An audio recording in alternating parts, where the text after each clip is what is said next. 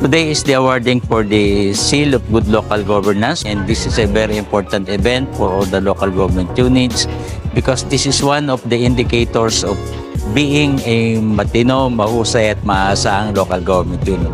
It's really a great privilege for the LGUs to be part of the awardees. At ito po ang talagang inaasahan nila na isang malaking karangalan para sa kanila makabilang sa mga awardees o recipients ng Seal of Good Local Governance.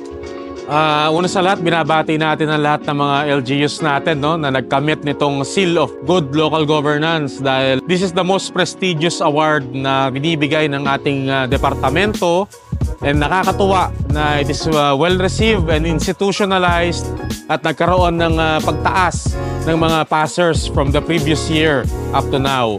So yun lagi ang efforts ng ating opisina sa pamumuno ng ating regional director na talaga mapataas yung mga passers natin of SGLG na makasama sa mga ganito nating pagkilala.